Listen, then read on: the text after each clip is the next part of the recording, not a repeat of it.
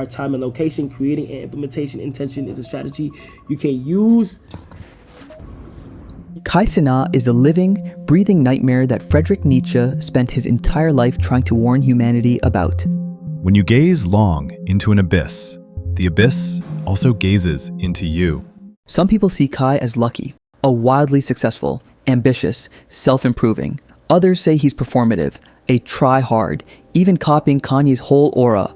But I see something way darker. I see the exact cultural disease that Nietzsche diagnosed over 100 years ago, fully realized and optimized for the internet age. He is Friedrich Nietzsche's worst fear to me right now.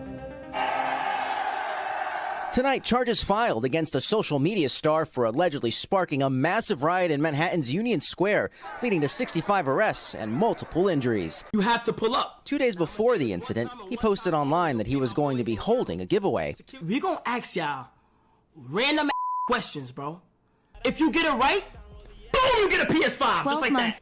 A promise of gaming consoles, gear, and $100 gift cards. The NYPD saying the crowds, made up of mostly underage kids, went from unruly to violent fast. You might think that was chaotic, but it is literally the perfect example of what I'm talking about. Kai sent his signal to pop up and thousands of people responded in violent way. No thought process in between. No one asking themselves, should I do this? Is it safe? Or what are the consequences? None of that exists. The signal came and the herd moved like a flock of sheep. Nietzsche had this concept called herd morality. Basically what it means is that people don't actually think for themselves anymore about right and wrong. They just do whatever keeps the group comfortable and happy. The herd wants to belong to something. They want entertainment. They want safety.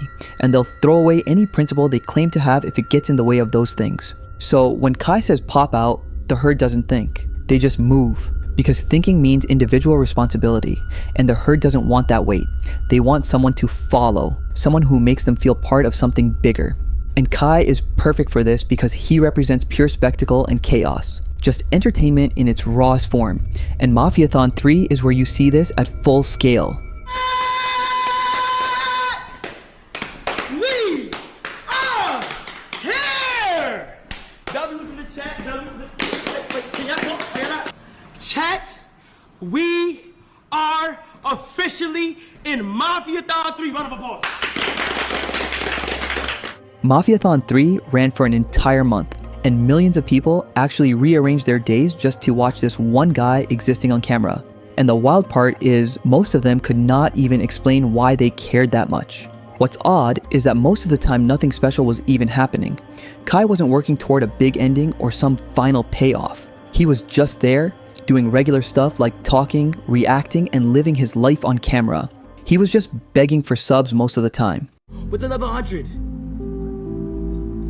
I want to see the most intense sub battle of all time. How can we do a sub war? How can we do a sub war, chat? The first 30 minutes of me taking a shower, it is called Dirty 30. Where while I'm in the shower, if you guys sub up, you guys can make me more dirty. And somehow that was enough to keep millions of people locked in. This is what Nietzsche called the last man. The last man doesn't really want to struggle toward anything anymore. Not because they are bad people, but because struggle feels exhausting. They want comfort. They want something that fills the time. They want to feel connected without having to risk much or change anything about their own lives. Now you only said that because what? He also, I said I'll put 30,000 on his fucking head because he said he's gonna kidnap me. And I said, fuck up. You said that in the car. You put 30,000 on my head, and I'm gonna kill you right now. If you put 30,000 on the world think you, the world think he allow you to do things.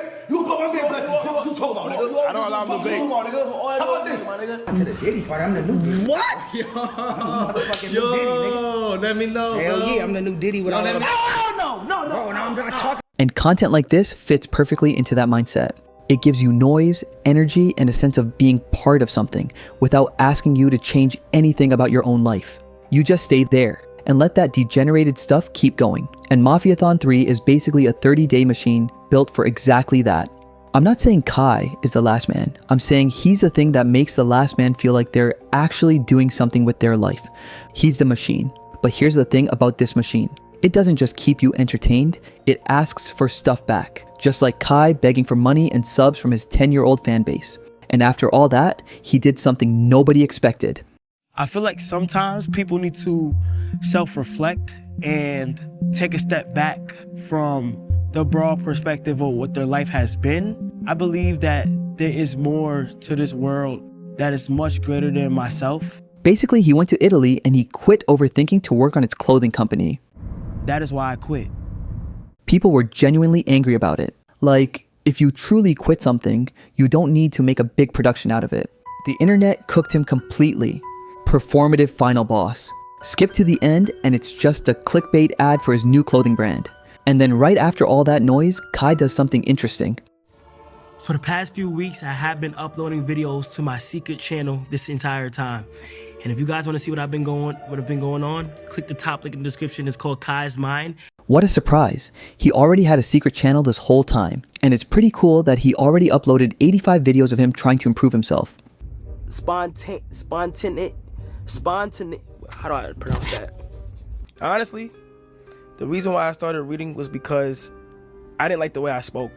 To be honest, I wanted to articulate myself better, because I want to improve and articulate myself better. I am reading to articulate myself better. Another 20 minutes of this book so I can get better at articulating myself. His reading had become a laughingstock for everyone. In an era where seeking knowledge is a joke. It's kind of true, isn't it? If someone really trying to articulate themselves into a better person, who am I to talk shit? But here's what gets me. The whole point of self-improvement is that it's supposed to be quiet. It's supposed to be stuff nobody sees. But Kai is filming all of it. He's putting a camera on the most private version of himself and uploading it for millions of people.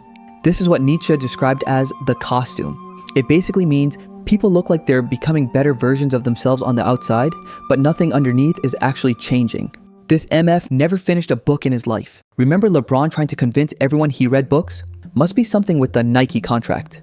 I genuinely don't know if Kai is actually changing or if he just figured out a new way to milk more money. Funny part is, Nietzsche warned this behavior a century ago. He did not call them liars. He said they were wearing a costume. Once you hit record, real change and perform change look exactly the same on screen. But the costume goes even deeper than being performative on screen. Because there is one more layer, and I think this is actually the darkest part of the whole picture.